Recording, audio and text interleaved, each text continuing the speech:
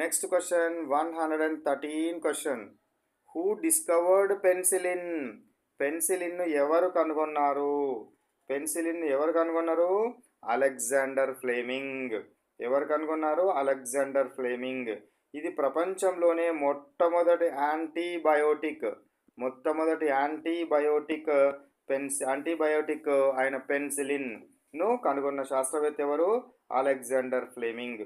ఎప్పుడు కనుగొన్నాడు? 1929లో కనుగొన్నాడు. దేని నుంచి కనుగొన్నాడు? పెన్సిలియం. పెన్సిలియం నోటేటం. పెన్సిలియం నోటేటం అనే ఫంగస్ బూజు నుండి దీనిని వేరు చేయడం జరిగింది లేదా కనుగొనడం జరిగింది అని మనం అనుకోవచ్చు. దేని నుంచి కనుగొన్నాడు? పెన్సిలియం నోటేటం అనే ఫంగస్ నుంచి పెన్సిలిన్ను తయారు చేసిన శాస్త్రవేత్త ఎవరు? Alexander Fleming.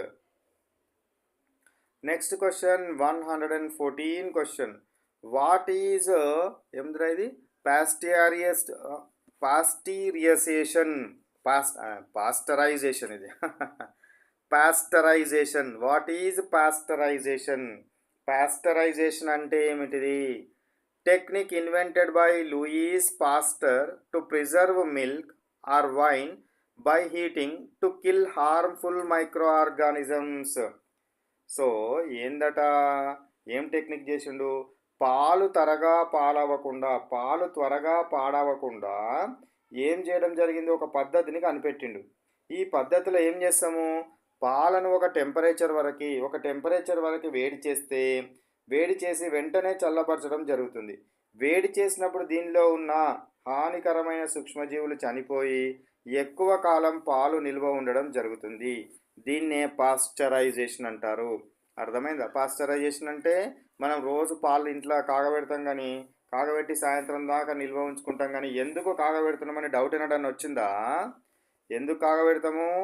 కాగబెట్టడం వల్ల అది మరుగుతున్నప్పుడు అందులో ఉన్న సూక్ష్మజీవులు, మనకు బ్యాడ్ సూక్ష్మజీవులు అన్నీ చనిపోతాయి.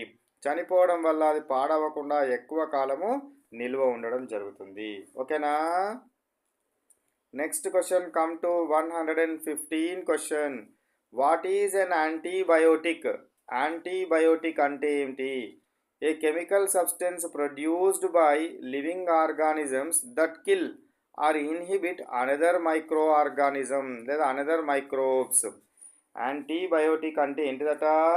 యాంటీబయోటిక్ అని అంటే ఇది ఏమవుతుంది?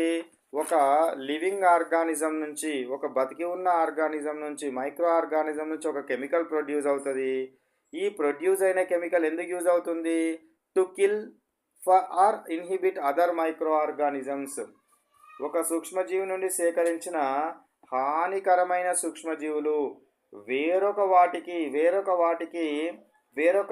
మైక్రో ఆర్గానిజమ్స్ యొక్క పెరుగుదలనన్న ఆపాలి లేదా వాటిని చంపాలి.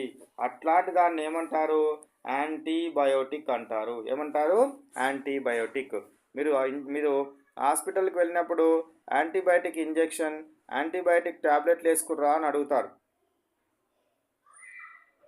స్పీకరు యాంటీబయాటిక్ ఇంజెక్షన్ లేదా యాంటీబయాటిక్ టాబ్లెట్ వేసుకున్నారా అని అడుగుతారు. అప్పుడు యాంటీబయాటిక్ అంటే మీకు ఏందో అర్థం కావాలి. ఓకేనా?